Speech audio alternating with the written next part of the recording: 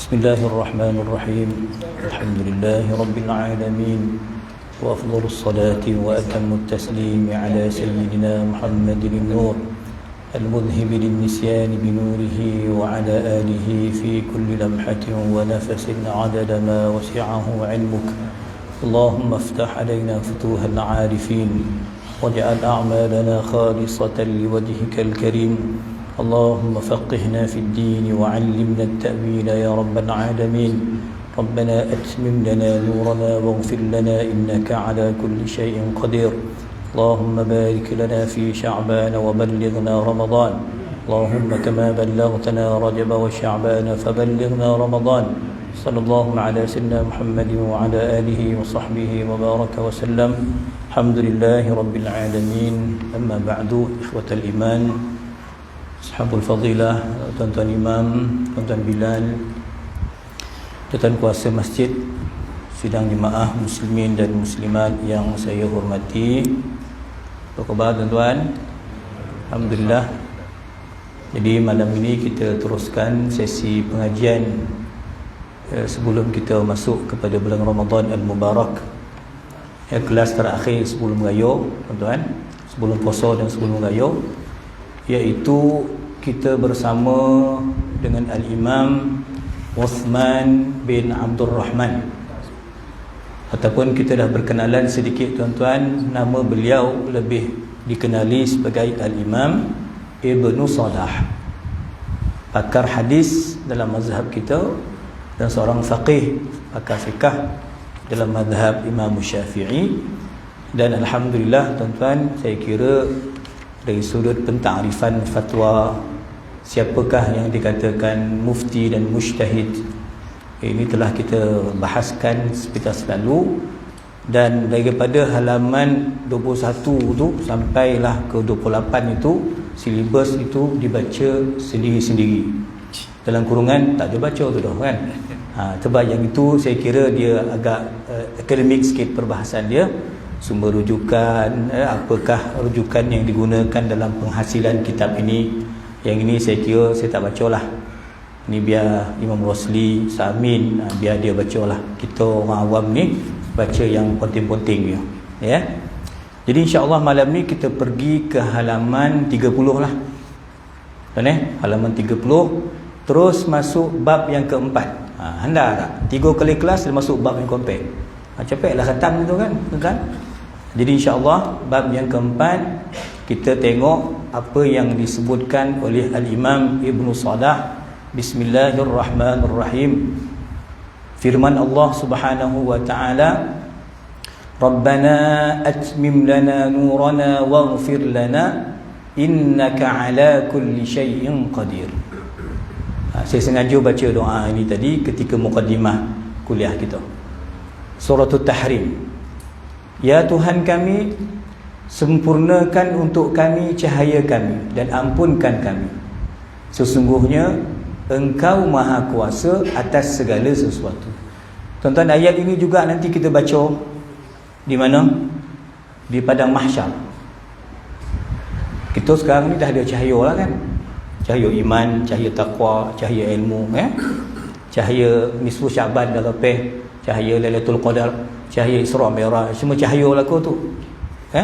Maka nanti di hari mahsyar, tuan-tuan, di Masjid Al-Aqsa pusat dia, kita juga akan baca Rabbana atmim lana nurana. Ayat ini dibaca nanti untuk kita lengkapkan cahaya, tuan-tuan. Maka cahaya tu kita bawa lagi sekarang. Sebab itu tepat pemilihan ayat oleh pengarang, oleh musannif, iaitu memilih ayat tentang cahaya ni dan tentang keampunan Allah Ta'ala.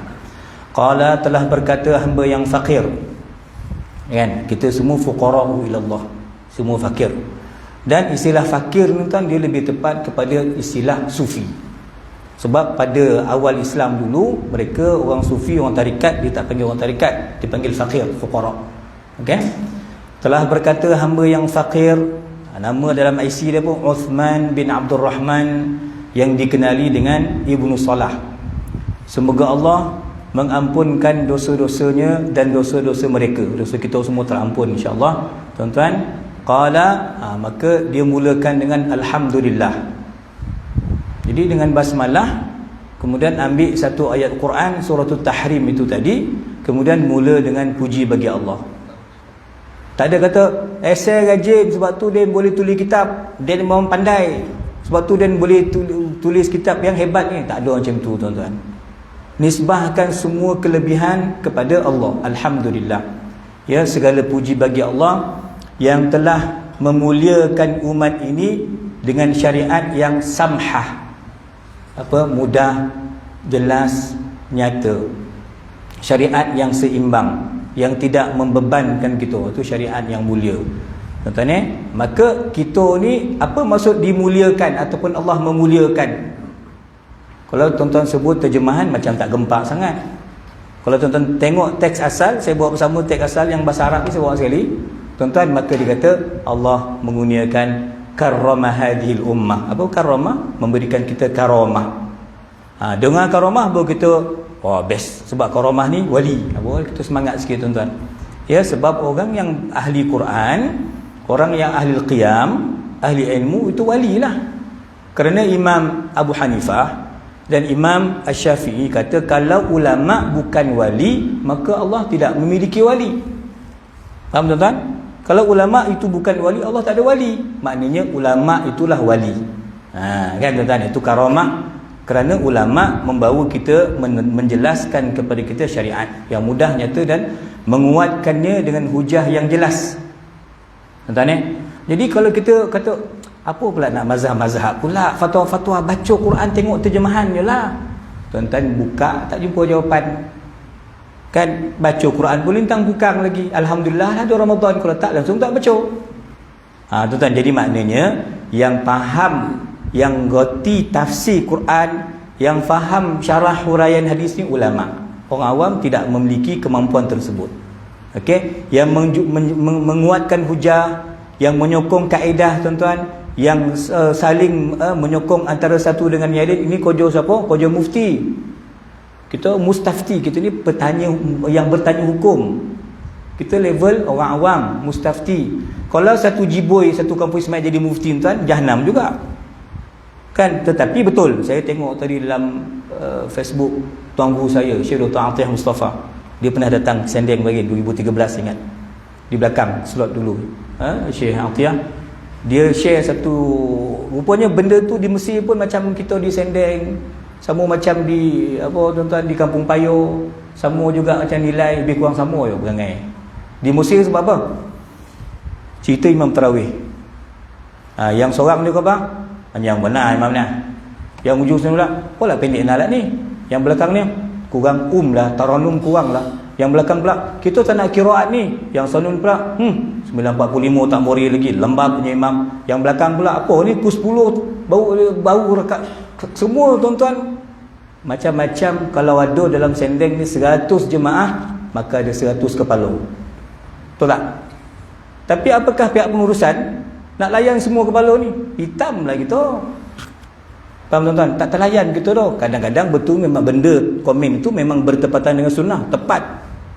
Kadang-kadang pandangan itu memang muktamad dalam mazhab Syafi'i. Betul, muktamad dalam mazhab Syafi'i. Tetapi tuan-tuan, itu dia pentingnya siasah dalam sudut pengurusan pentadbiran Islam. Pentingnya kebijaksanaan seorang mufti tuan-tuan. Kadang-kadang dia mengambil pandangan yang lemah itu. Saya dengan Ustaz Azamir tadi kursus haji. Saya jemaah haji tapi pengkursus juga. Kan? Jadi kita pilih dalam bab tuan-tuan yang dah pergi haji, dah kursus, tuan-tuan faham kan? Persentuhan kulit itu mazhab kita kukuh kuat, aula mastumun nisa batal. Engkau menyentuh ke, kau disentuh ke, syahwat ke, tak syahwat ke, batal. Tua ke muda, batal. Mazhab Syafi'i dalam bab ni sangat ketat. Tuan-tuan itu qaul yang kita kata muktamad, pendapat yang azhar. Tetapi dalam sebahagian situasi tuan-tuan terpaksa kita pindah pada pendapat yang lemah. Maka mufti bersidang, muzakarah haji kebangsaan bersidang, ambil qaul yang lemah. Pendapat yang kedua mengatakan dalam situasi tawaf itu dimaafkan, kita anggap perkara itu tidak batal. Kalau tuan-tuan kata nak straight, kan tuan-tuan tak ada ini mazhab kita, mesti pegang mazhab kita. Siapa imam tak baca bismillah kuat tak boleh ikut, tak sah sebab Fatihah ada tak baca bismillah. Kalau tuan-tuan berkata itu domam lah. Sebab di situlah ada kebijaksanaan merentas mazhab. Faham tak? Kita di Negeri Sembilan ni kita memang steady lah mazhab Syafi'i, tuan-tuan. Tapi kadang-kadang terpaksa kita rentas pindah mazhab lain, ataupun dalam mazhab yang sama memilih pendapat yang tidak muktamad, yang tak kuat lah. Tuan-tuan, ini kojo siapa ni? Ini kojo mufti, kojo ulama. Kita orang awam ni jangan buat anda lebih pula kuah dari sudu pula. Lebih lah kita ada mufti pula kan. Kita orang awam untuk kau ngaji tak tinggi donga yo cakap. Begitu tuan-tuan adab dia. Ya. Qala, kemudian tuan-tuan kata Syekh lagi, Allah Subhanahu wa taala telah mengindahkan syariat ini dengan susunan yang bersesuaian dan saling melengkapi. Saya memuji Allah atas segala nikmatnya yang terang maupun yang tersembunyi, zahiran wa batina. Tuan-tuan, nikmat yang terang lagi tersembunyi. Okey, settle. Yang pertama, kalau tuan-tuan nak kenal penulis itu, imam itu ahli sunnah wal jamaah, okey, settle. Mula-mula basmalah, alhamdulillah. Kemudian tuan-tuan tengok selawat tak? Tengok selawat tak? Kemudian dia kata, ya, dia sebut apa tuan-tuan? Wa usalli. Wa usalli wa usallimu, kata beliau, kata Imam Ibn Salah, saya berselawat ke atas utusan Allah, iaitu Nabi Muhammad sallallahu alaihi wa alihi wasallam, ya, dan juga kepada para anbiya yang terdahulu. Selalu saya sebut tuan-tuan, jumlah nabi ada riwayat kata 124,000. Itulah jumlah wali, itulah jumlah sahabat, 124,000. Tapi masa dulu tahun 99, saya dengan Nalung Zaki, dengan Pak Muto arwah Cikgu Talib pergi Skandariah. Masa tu kita pergi ziarah maqam Nabi Daniel di Skandariah. Skandariah ada, tapi sekarang ni yang pergi Banib pergi tahun ni semua kita dah tak pergi dah ke maqam Nabi Daniel tu. Walaupun ulama selisih pandangan lah, yo kau Nabi Daniel kat situ. Dan Nabi Daniel ni bukan nabi yang akhir, nabi di kalangan Bani Israel. Tapi saya nak membayangkan tuan, nabi-nabi ni ramai. Ada yang kita tahu cerita, ada yang kita tak tahu cerita pun. Yang wajib ni kita beriman, dan malam Isra Mi'raj kita tahu semua nabi dihadirkan untuk menjadi makmum kepada Rasulullah sallallahu alaihi wasallam. Okey.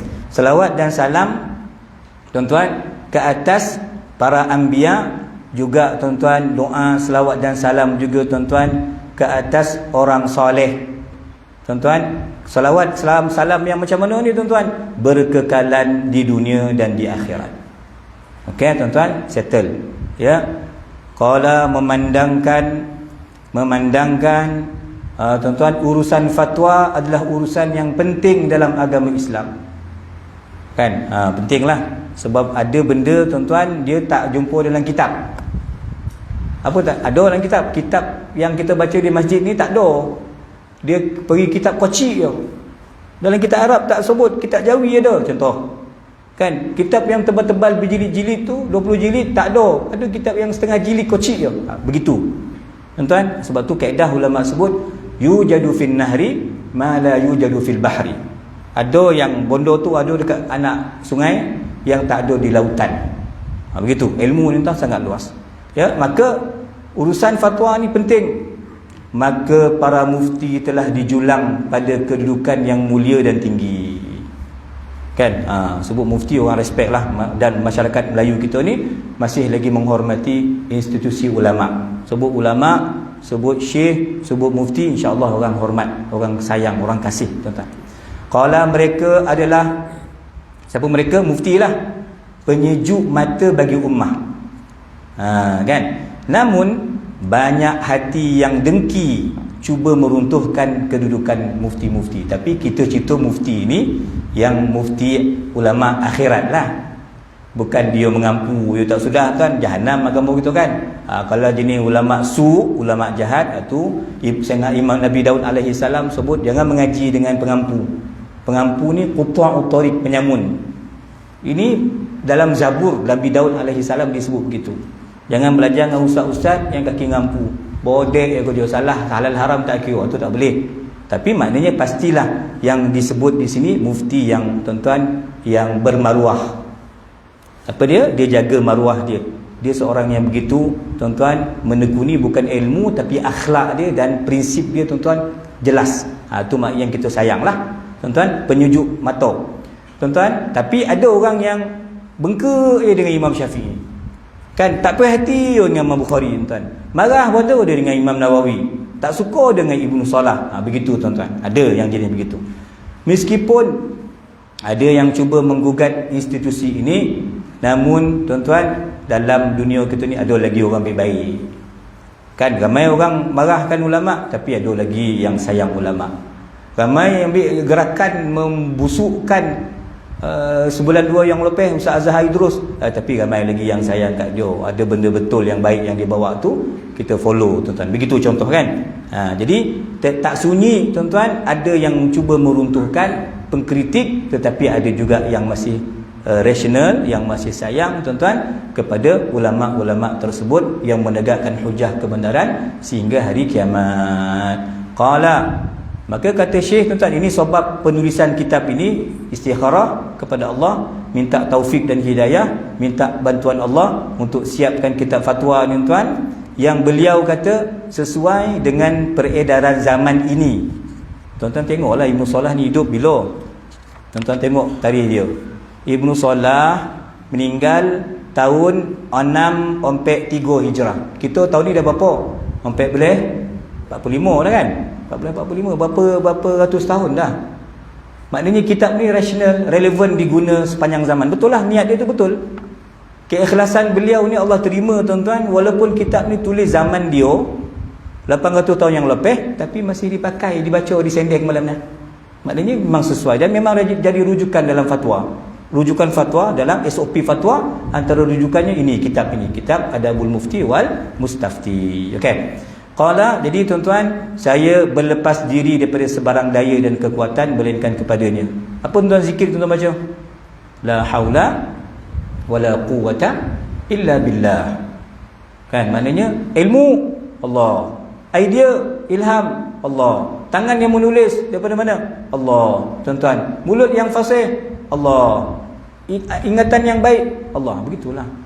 Tu akhlak, keyakinan kita, sandaran kita hanya kepada Allah Subhanahu wa taala. Jadi akan kita teranglah nanti isi kandungan kitab tuan, syarat mufti apa dia pula, tata cara, adab, macam mana SOP pengeluaran fatwa.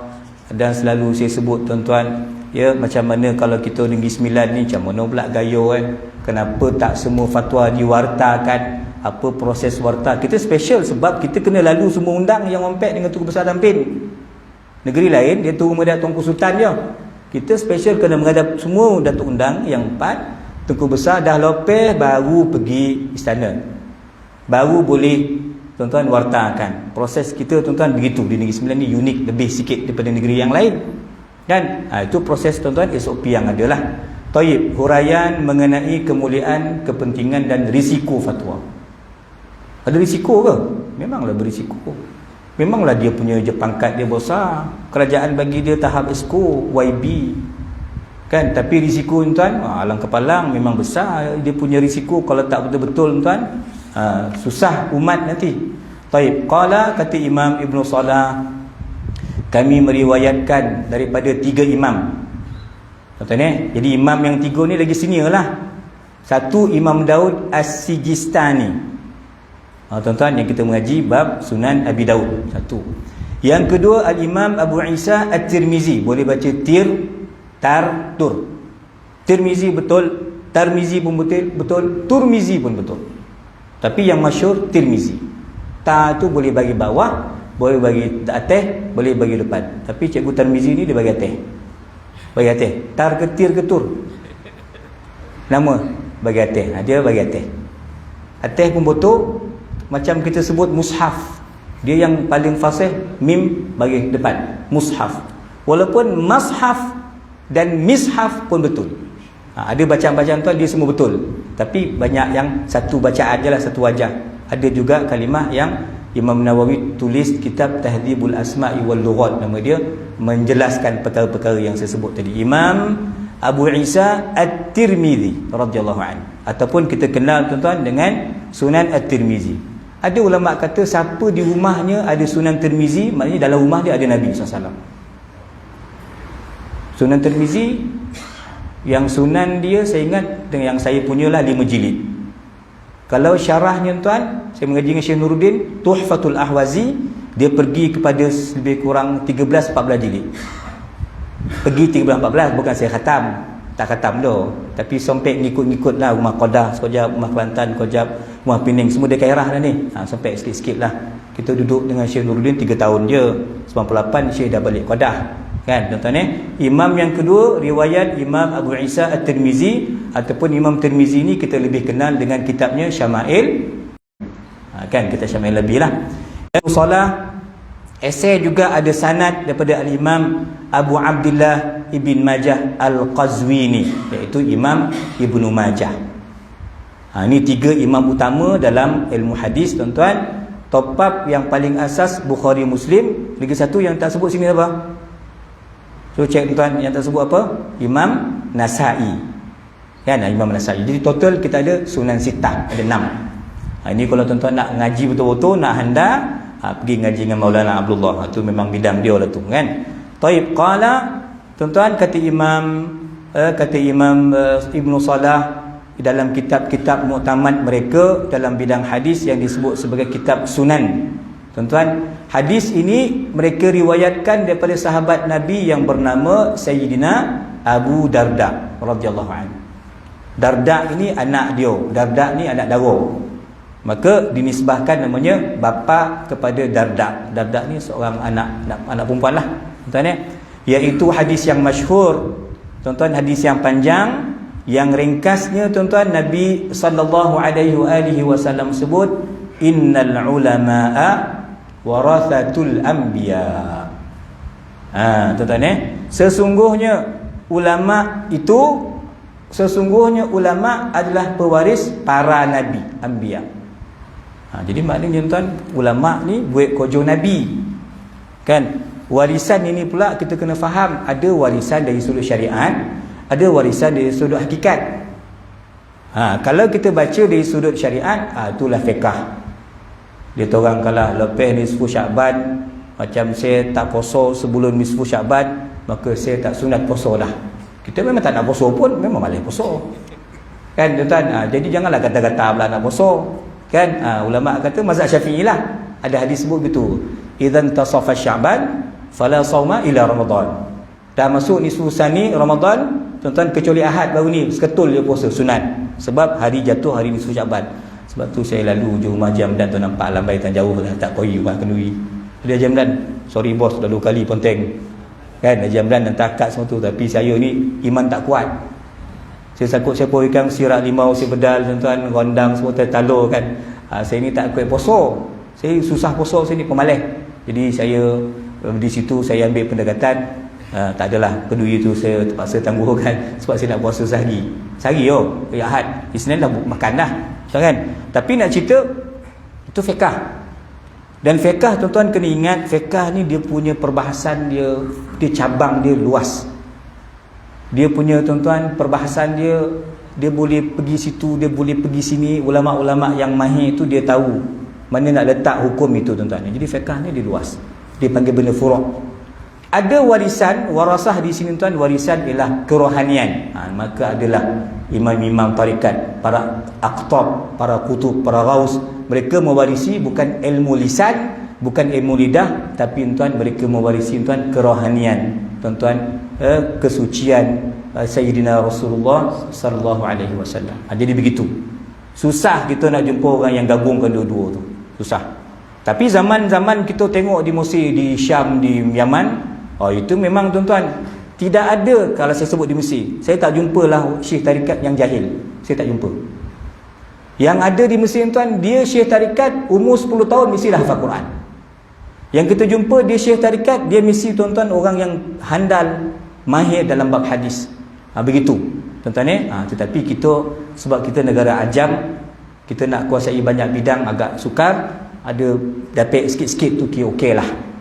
Tuan-tuan, mewarisi, tuan-tuan, ilmu Nabi sallallahu alaihi wasallam. Jadi jelas, tuan-tuan, hadis ini besar makna dia, kan. Jadi maknanya di sini ia boleh digambarkan, tuan-tuan, makhluk hamba Allah yang paling mulia selepas Nabi ialah ulama. Dalilnya apa? Alhamdulillah, sendang kita baca subuh, Jadi Samin kan masih baca, lepas Amanar Rasul masih baca Aurat Qusyasiyah, iaitu Syahidallahu annahu la ilaha illa huwa wal malaikatu wa ulul ilmi qa'iman bil qist. Ayat itu marin memang posan tunggu Datuk Abdullah Sijam. Kita Kapal Dixon memang baca lah maghrib dengan subuh. Cuma maghrib kita tak baca sebab kita bagi sikit ruang untuk kuliah lah. Kalau kita baca penuh macam subuh tadi tak apalah, tak ada kuliah kan. Kita habis pukul 7 pun orang pencen dia boleh tunggu, tak apa.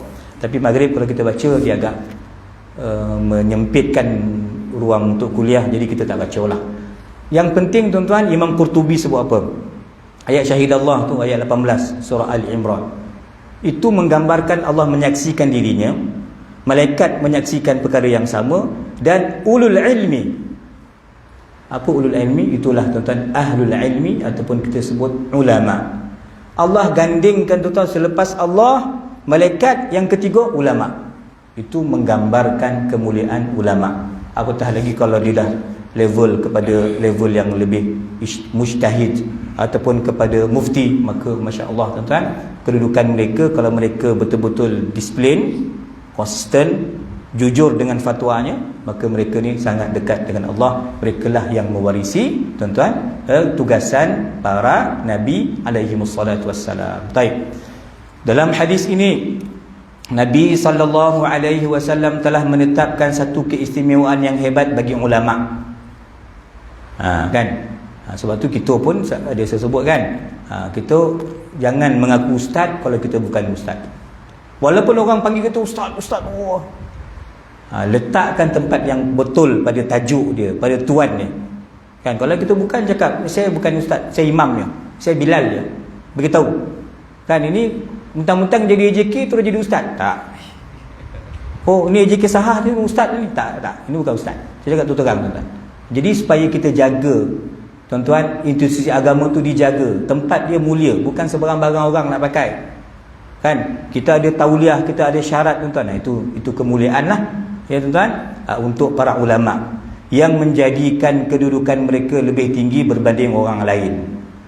Bukan orang lain lebih kaya daripada ustaz, lebih tinggi kelulusan, lebih ramai anak, lebih banyak pangkat dan seumpama tuan. Tapi dari sudut maqam ilmu, maqam ulama lebih tinggi berbanding orang lain ya. Urusan fatwa yang mereka hadapi membuktikan keahlian mereka dalam bidang tersebut. Kadang-kadang soalan tuan-tuan spontan. Kan spontan itu memang domam lah gitu. Dah dapat soalan spontan, saya ingat dulu saya masih di kuis, Ustaz Farid Ravi kan dia direktor. Dia bawa saya masuk TV1 Lambaian Kaabah. Masa musim haji kan ada Lambaian Kaabah. Ada lah 2-3 slot saya masuk TV1 masa tu. Soalan tuan-tuan orang telefon tanya direct, mampu dia nak jawab Kalau memang kita dah baca, memang kita dah ingat tuan-tuan. Kadang-kadang dia ingat, tuan-tuan jangan cakap tuan-tuan dia comel. Kalau saya pun masuk temu dugo, saya pun mengeletar juga Asamin, sama juga. Kita handal tu sebab kita panel. Cuba kita jadi calon, kita pun comel juga tuan-tuan. Nampak tak? Tuan-tuan, jadi maknanya kadang-kadang soalan tu spontan.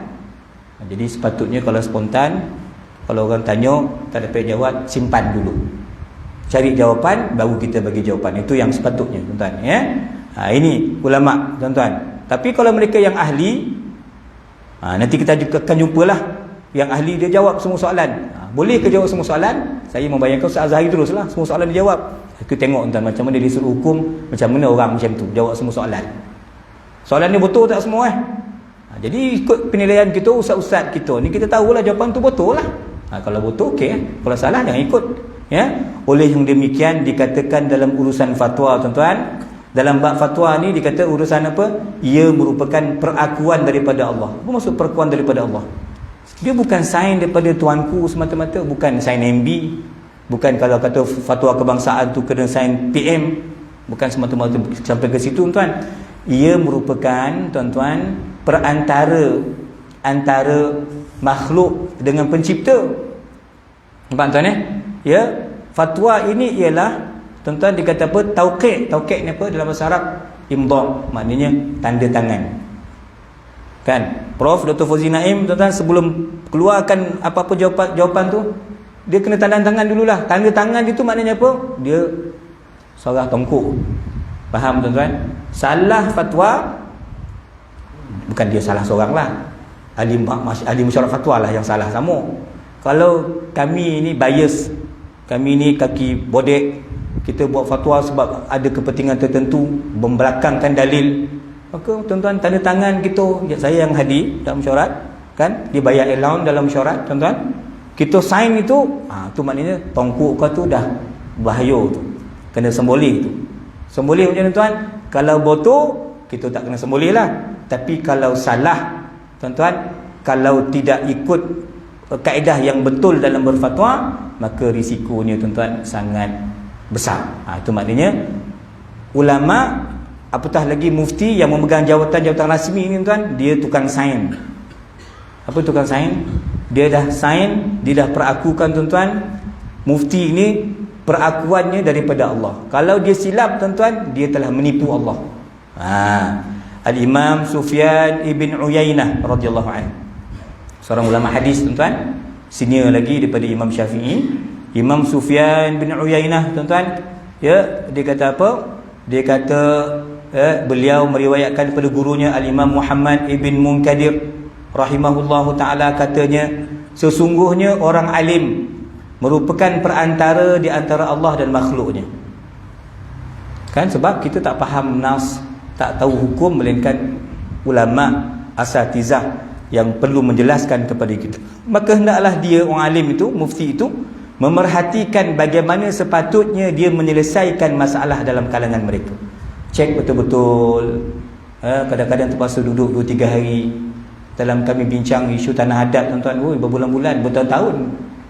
Satu kajian dah disiap, bentang pula masuk Datuk Yusri, satu kajian baru masuk, bentang lagi bincang. Jadi kadang-kadang ambil masa yang sangat panjang nak bagi jawapan itu tuan-tuan tepat selari dengan kehendak hukum syarak lah.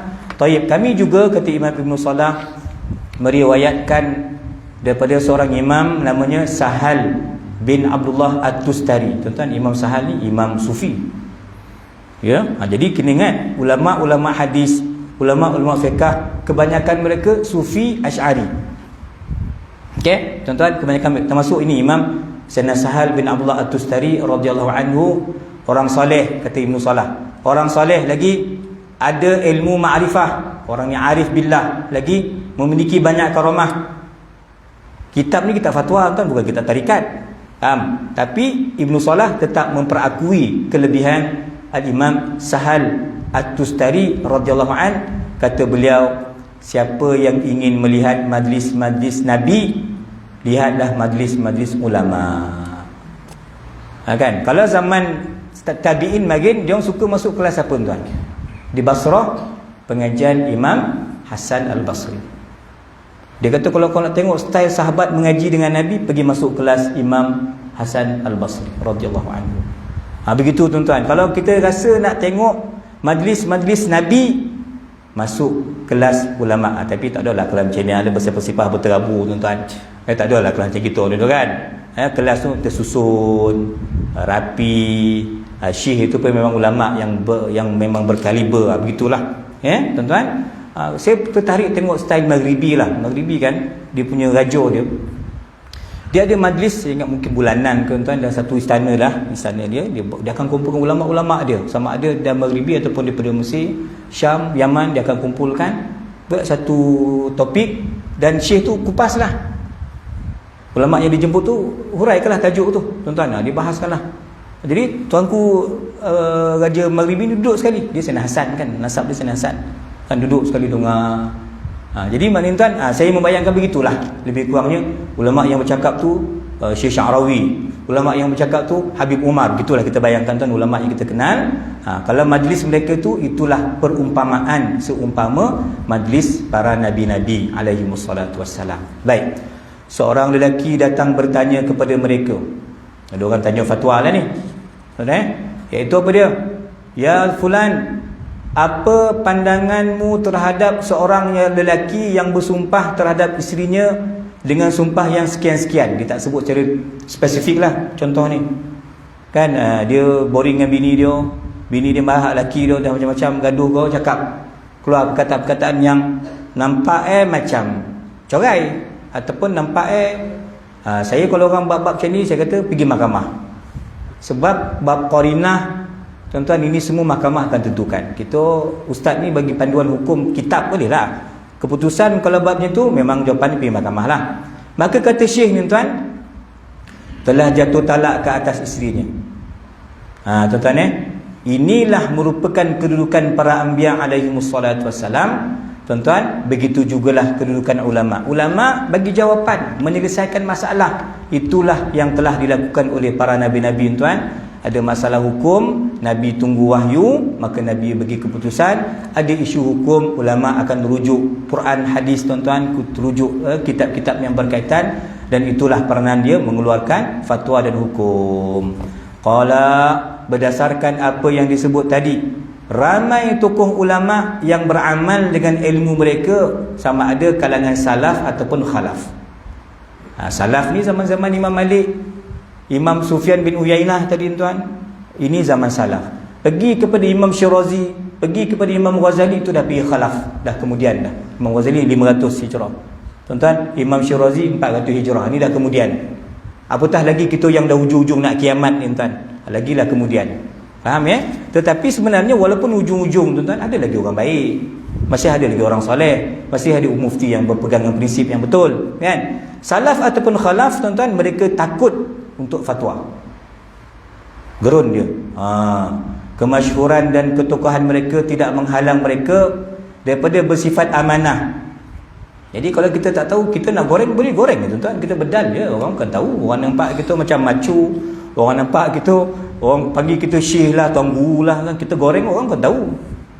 Boleh kalau nak goreng kan, tapi kau kena goreng kena rakor lah esok, kan? Maka dia memang tokoh yang hebat. Tuan-tuan, Quran dalam kepala tu memang cair, bukan ingat ajar pangkal ujung losap, tak ada, memang ingat betul, faham tafsir, tahu sababun nuzul, tahu ayat tu tak mansukh, lengkap ilmu dia tuan, tapi takut nak keluar fatwa. Ya, tuan-tuan, walaupun dia memang viral lah di kalangan kita ni, dia yang paling alim, tapi itu tidak menjadikan dia tiket untuk bermudah-mudah keluar fatwa. Tuan-tuan, ya, dia tetap amanah dan mengelakkan diri dari menjawab fatwa. Kalau boleh ngelak-ngelak lah, kan? Ataupun tuan-tuan, dia punya jawapan wallahu alam. Dah, insyaAllah wallahu alam, saya tak tahu. Ataupun tangguh, lepas gayo kata. Atau meneguhkan jawapan ke waktu lain, maknanya lepas gayo. Wallahu alam bisawab. InsyaAllah mudah-mudahan semua temu Lailatul Qadar. InsyaAllah hari ini berapa bulan? 28. Dan tuan-tuan, sebelum menangguhkan pengajian, macam biasa, sahah, kalau masjid kita buat tahlil kan, infak tahlil, sahah tuan-tuan, kalau nak infak untuk khatam Quran, ada borangnya di sini, nanti boleh ambil lah. Nanti surah dekat saya kau, Banib kau, Sakmin kau, siapa-siapa lah yang je kisah, tuan-tuan bagilah. Ya, kita akan baca masa Ramadan, sepanjang Ramadan kita akan khatamkan. Wallahu a'lam bishawab. Assalamualaikum. Apa fatwa dia? Boleh ke baca-baca upah-upah tu? Cari sendiri tuan-tuan jawapan. Ya. Assalamualaikum warahmatullahi wabarakatuh.